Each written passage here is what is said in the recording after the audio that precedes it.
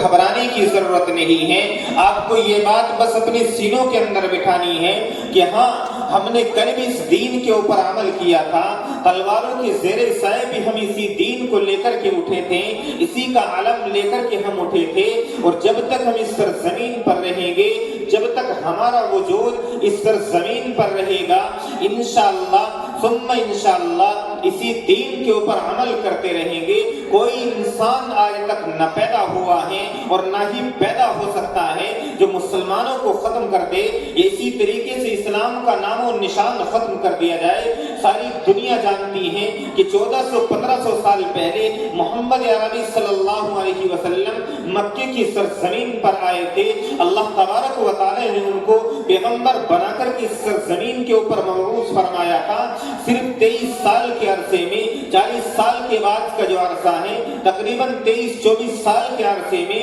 وہ انقلاب برپا کر کے چلے گئے ہیں کہ ساری دنیا حیران و پریشان ہے کہ آخر وہ 23 سال کے عرصے میں اتنا سب کچھ کیسے دے کر کے چلے گئے ہیں۔ اللہ نے 23 سال کے اندر اللہ تبارک و تعالی نے مکمل قرآن کریم نازل کر کے یہ دکھا دیا۔ جو لوگ یہ سمجھتے ہیں کہ قرآن کریم کا پڑھنا بے فائدہ ہے، ان کو اپنے ذہنوں کے اندر یہ بات بٹھا لینی چاہیے، قرآن کریم کا مطلب سمجھ میں آتا ہو یا نہ آتا ہو، آپ کے چھوٹے چھوٹے بچے، معصوم سے بچے جو ان مدرسوں کے اندر علم دین حاصل کر رہے ہیں، وہ بیکار نہیں ہیں، بلکہ جس وقت آپ کی آنکھ بند ہوگی، آپ قبر کے اندر اتار دیے جائیں گے، آپ کے گھر والے آئیں گے، مدرسوں کی طرف رخ کریں گے۔ آپ کا بیٹا اگر پڑھا ہوا نہیں ہے تو وہ یقیناً مدرسے کا رخ کرے گا اور جا کر کے کہے گا میرے باپ کے لیے ایصال ثواب کر دیجئے، میری ماں کے لیے ایصال ثواب کر دیجئے۔ اس وقت آپ کو پتا چلے گا کہ یہ مدرسوں کی اہمیت کیا ہے،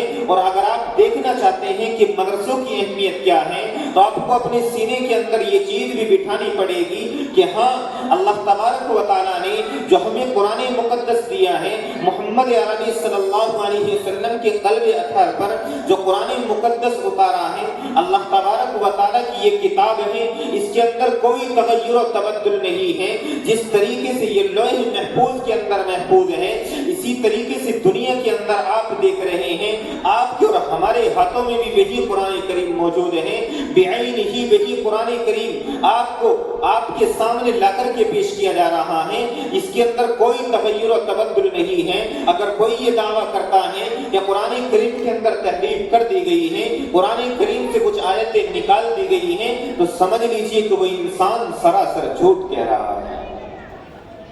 دنیا کی کوئی طاقت نہیں ہے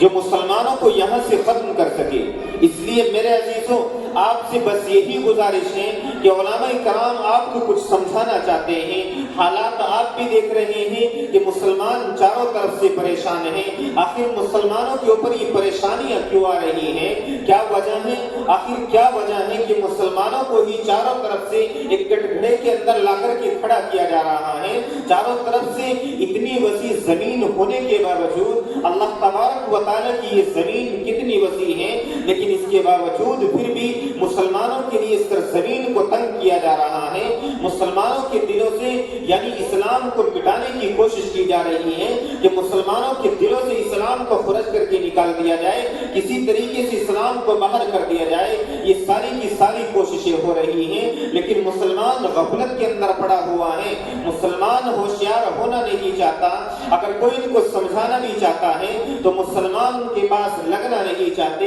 کیونکہ مسلمانوں کو تو یہودیوں کا طریقہ پسند آئے گا، عیسائیوں کا طریقہ پسند آئے گا، مسلمانوں کو تو ان لوگوں کا طریقہ پسند آئے گا جو ہاف کپڑے پہننے والے ہیں، اپنی بچیوں کو ماڈرن زمانے کے اندر لے کر کے چل رہے ہیں۔ وہ سارا طریقہ مسلمانوں کے اندر آج گھر کرتا جا رہا ہے۔ اگر چاروں طرف سے مسلمانوں کو دیکھا جائے تو مسلمان کے چہرے پر داڑھی نظر نہیں آئے گی۔ آج کا نوجوان سر پر ٹوپیاں رکھتے ہوئے بھی شرماتا ہے کہ کہیں اس کو پہچان نہ ہو جائے، کوئی دیکھ کر کے اس کو مسلمان نہ کہنے لگے کہ یہ مسلمان کا بچہ جا رہا ہے۔ داڑھی رکھتے ہوئے بھی شرماتا ہے اور یہ کہتا ہے کہ مجھے غیروں کے یہاں کام کرنا پڑتا ہے، اس وجہ سے میں داڑھی نہیں رکھ سکتا ہوں۔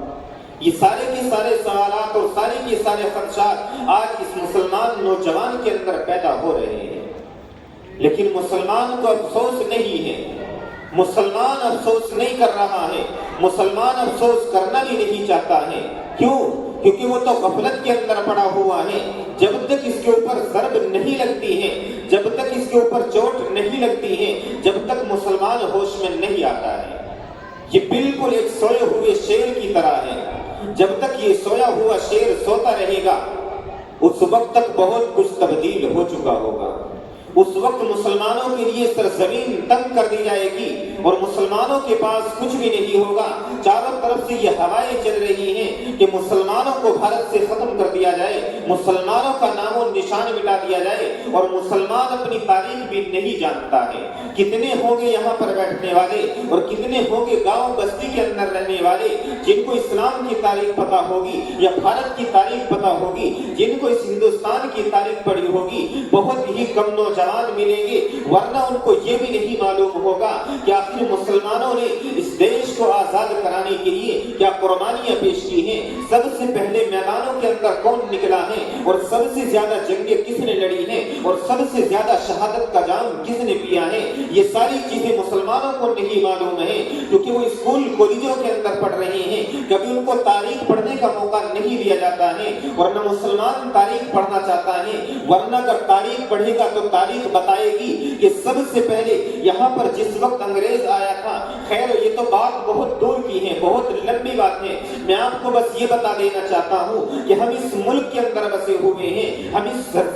دھرتی کے اوپر پیدا ہوئے ہیں، اس سرزمین کے اوپر پیدا ہوئے ہیں۔ ہماری رگوں کے اندر اسی سرزمین کا خون دوڑتا ہے، ہم نے اسی سرزمین سے لقمہ اٹھایا ہے اور اسی سرزمین کے اندر دفن ہوں گے۔ اگر کوئی ہمیں یہاں سے نکالنے کی بات کرے گا تو اس کو سمجھ لینا چاہیے مولانا حسن حسین ان کو بھی نکالنے کی بات کی گئی تھی، مولانا حسین احمدی کو مدنی کو بھی نکالنے کی کوشش کی گئی تھی، مولانا اسماعیل شہید رحمت اللہ علیہ کو بھی نکالنے کی کوشش کی گئی تھی۔ کوئی محمد بن قاسم آئے گا، اسی طریقے سے کوئی محمد بن قاسم کے ساتھ نوجوان آئیں گے، اور اسی کے ساتھ ساتھ جس طریقے سے لشکر جرار اس وقت میں بھی نکلا تھا، انشاءاللہ ثم انشاءاللہ جب تک ہم اس زمین پر رہیں گے اسلام کا جھنڈا ہمارے ہاتھوں میں ہوگا، اسلام کے اوپر عمل کرتے رہیں گے۔ کوئی مائی کا لال نہیں ہے جو مسلمانوں کو اس زمین سے نکال سکے۔ ہم نے کل بھی اسی سرزمین کے اوپر رہ کر کے قال اللہ اور قال الرسول کی صدائیں بلند کی تھی، اور انشاءاللہ جب تک ہمارے جسم میں خون باقی رہے گا، جب تک ہماری سانسیں چلتی رہے گی، جب تک ہمارا وجود اس سرزمین کے اوپر رہے گا، نہ ہم یہ ملک چھوڑنے والے ہیں، نہ ہم ان مدارس کو چھوڑنے والے ہیں۔ ان مدارس کا جال اسی طریقے سے پھیلاتے رہیں گے۔ کیوں؟ کیونکہ ہمیں تو رسول اللہ کا فرمان پڑھا ہے، ہمارے سامنے تو رسول اللہ کا فرمان ہے، ہم تو اس فرمان کو لے کر کے اٹھنے والے ہیں۔ اگر کوئی ہمیں یہ کہے گا، کوئی خانہ کعبہ کی طرف آنکھ اٹھائے گا، کوئی محمد عربی کی طرف آنکھ اٹھائے گا، تو ہم فوراً یہ کہیں گے کہ جنوں میں گردش ماحول کا رخ موڑ دیتے ہیں، جنوں میں گردش ماحول کا رخ موڑ دیتے ہیں، ہم وہ ہیں کہ باطل کا پنجہ توڑ دیتے ہیں، اور ہمارے آقا کو توہین کی نظروں سے مت دیکھو، ارے زمانہ جانتا ہے ایسی آنکھیں ہم بھول دیتے ہیں۔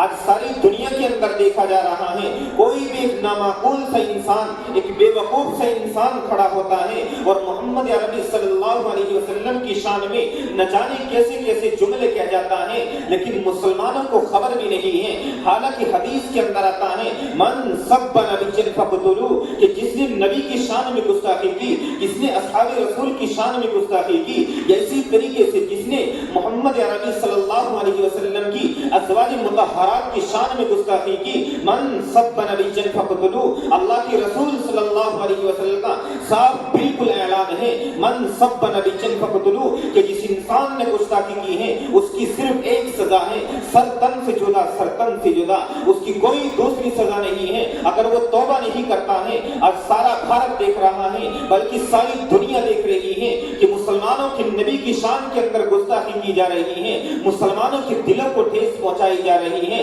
لیکن کوئی اس کے اوپر عمل کرنے والا نہیں ہے۔ مسلمان تو صرف یہ کہتے ہیں، مسلمان تو صرف یہ کہہ جاتے ہیں کہ وہ بھی ایک عام سے انسان تھے، وہ بھی ایک عام سے انسان تھے۔ ارے آپ کو بتا دینا چاہتا ہوں، اللہ تبارک و تعالیٰ نے قرآن مقدس کے اندر نبی کی شان اس طریقے سے بیان کی ہے لقد کان لکم فی رسول اللہ اسوۃ حسنہ، کہ ہاں محمد عربی صلی اللہ علیہ وسلم وہ نبی ہیں، وہ انسان ہیں کہ اس کے برابر دنیا کے اندر اللہ نے کوئی انسان نہیں اتارا ہے۔ ساری دنیا جانتی ہے، جو قرآن اور حدیث کے پڑھنے والے ہیں وہ جانتے ہیں کہ محمد عربی صلی اللہ علیہ وسلم کا ایک ایک عمل تمام امت مسلمہ کے لیے قابل تقلید ہے۔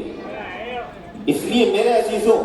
علماء کرام بھی ایک کے بعد دیگر تشریف لا رہے ہیں۔ آپ حضرات سے ادباً گزارش یہی ہے، میں بات کو زیادہ طول نہیں دینا چاہتا کیونکہ وقت بھی بہت تنگ ہوا جا رہا ہے، بات تو بہت کی جا سکتی ہے، لیکن تھوڑی سی آپ سے یہ بھی گزارش ہے، تھوڑا سا آپ مل کر کے بیٹھے، پیچھے جگہ خالی کر دیجئے، باہر سے آنے والوں کو جگہ ملتی رہے گی، تھوڑا سا آپ اپنے جسم کو حرکت دیں، اللہ نے حرکت کے اندر بڑی برکت رکھی ہے، تھوڑا سا آپ مل کر کے بیٹھے، آپ کو یہاں بیٹھنے میں جھجک محسوس نہیں ہونی چاہیے۔ 4 مصرے آپ کو دوں گا انشاءاللہ، آپ کی سب سمجھ میں آ جائے گا۔ تھوڑا سا ادھر سے بھی اٹھے، سامنے جو بیٹھے ہوئے ہیں ہمارے بزرگ حضرات، نوجوان، گاؤں بستی سے نکل کر کے آنے والے، تھوڑا سا آپ آگے آ جائیں، تھوڑا سا آپ بھی اٹھے۔ یہ ہمارے بچے جو بیٹھے ہوئے ہیں، مدرسے کے طلباء یا باہر سے آئے ہوئے مہمانان اکرام، جو بھی حضرات ہیں، یہ وہاں جو یہاں بٹیا کے اوپر اسی طریقے سے بیٹھے ہوئے ہیں، اس دور کے اوپر جو بیٹھے ہوئے ہیں، تھوڑا سا ان نوجوانوں کو ہی بتاؤ، تھوڑا سا آگے مل کر کے بیٹھیں تاکہ ماحول بن کر کے آئے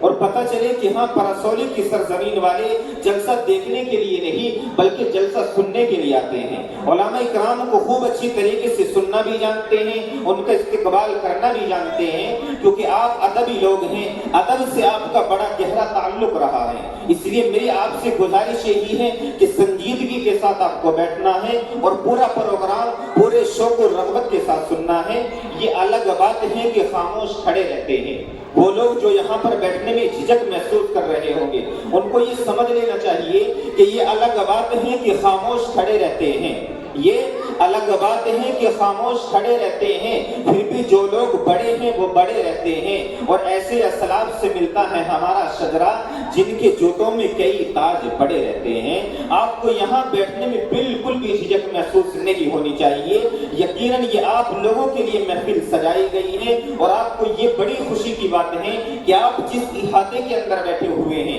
یہ مسجد کا حصہ ہے، آپ کو اس حصے کا ادب و احترام لازمی کرنا ہے، کیونکہ یہ کوئی عام محفل نہیں رہی، کیونکہ یہ اللہ تبارک و تعالیٰ کا گھر ہے، مدرسہ تو ہے ہی، اسی کے ساتھ ساتھ آپ جس صحن کے اندر بیٹھے ہوئے ہیں یہ کوئی عام صحن نہیں ہے بلکہ یہ مسجد کا صحن ہے، اور آپ کو معلوم ہے کہ مسجد کے صحن کے اندر یا مسجد کے حصے کے اندر بیٹھ کر بات کرنا سخت منع ہے، کیونکہ مسجد کے اندر یا مسجد کے احاطے کے اندر بیٹھ کر کے دنیاوی باتیں کرنا، دنیا کے کام کاج کی باتیں کرنا یا فضولیات کی گفتگو کرنا، یہ ساری چیزیں بالکل حرام کتابوں کے اندر آپ کو مل جائے گی۔ اپنی طرف سے کچھ نہیں کہہ رہا ہوں، جو کتابوں کے اندر لکھا ہوا ہے وہی آپ کے سامنے دہرا رہا ہوں، اپنی طرف سے کہنے کی مجال بھی نہیں ہے۔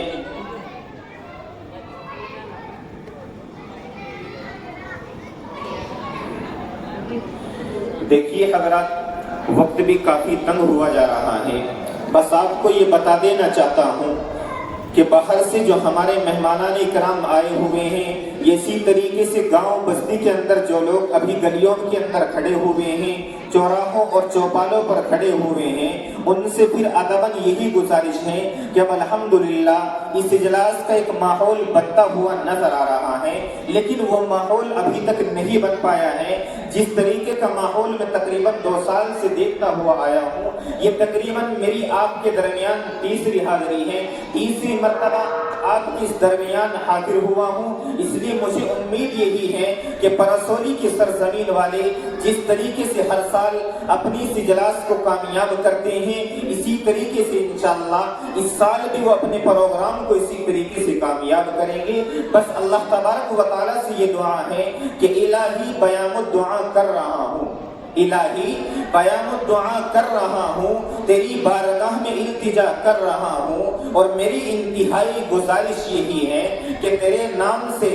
مقدر کر رہا ہوں۔ اور اسی کے ساتھ ساتھ یہ بھی آپ کو بتا دینا چاہتا ہوں کہ کچھ اس طریقے سے آپ کو بتاتا ہوا چلوں گا، کیونکہ ہمارے بہت سارے حضرات ہوں گے جو ابھی تک وہ یہ سوچ رہے ہوں گے کہ علماء کرام ابھی یہاں پر تشریف نہیں لائے ہوں گے، علماء کرام ابھی باہر بیٹھے ہوئے ہوں گے یا گلیوں کے اندر ٹہلتے ہوئے آ رہے ہوں گے، ایسا کچھ بھی نہیں ہے۔ علماء کرام جو باہر سے تشریف لانے والے ہیں، کچھ وہ ہیں جو آپ کے درمیان پہنچ چکے ہیں، لیکن آپ کے یہاں پر اگر کمی محسوس ہو رہی ہے تو آپ لوگوں کی کمی محسوس ہو رہی ہے، کیونکہ میں آپ کو بتانا چاہتا ہوں کہ فرد قائم ربط ملت سے ہے، تنہا کچھ نہیں۔ فرد قائم ربط ملت سے ہے، تنہا کچھ نہیں۔ موج ہے دریا میں اور بیرون دریا کچھ نہیں، کہ دل بدل سکتے ہیں، جذبات بدل سکتے ہیں، دل بدل سکتے ہیں، جذبات بدل سکتے ہیں، ملک کے فکر و خیالات بدل سکتے ہیں،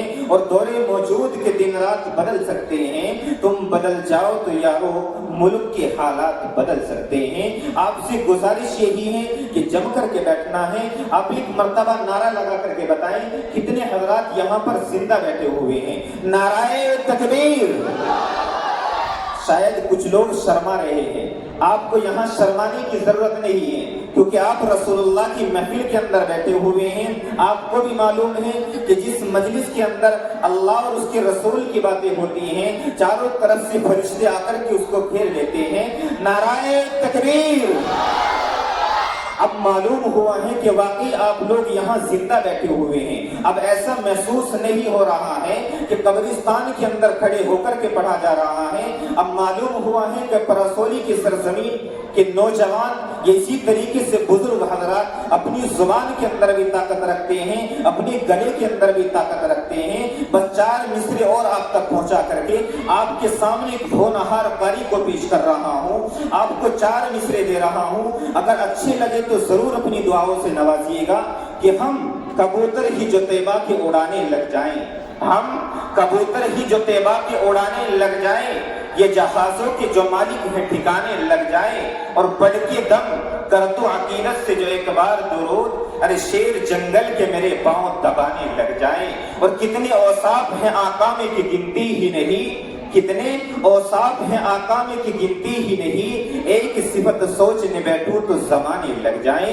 آئیے حضرات، میں حسن بزم کی جلوہ سامانیوں آفتاب کے اشتیاق دید کے درمیان زیادہ دیر حائل نہیں رہنا چاہتا، تو لیجیے ہمارے دلکش پروگرام کا باضابطہ آغاز تلاوت کلام اللہ سے ہونے جا رہا ہے، جس کے لیے میں پیش کر رہا ہوں ایک بہت ہی ہونہار اور خوبصورت لب و لہجے کے مالک جناب قاری محمد صابر صاحب کو موصوف تشریف لائیں اور تلاوت کلام اللہ سے محفل کا آغاز فرمائیں کہ جو سب سے ضروری ہے مسلمان نہیں پڑھتے،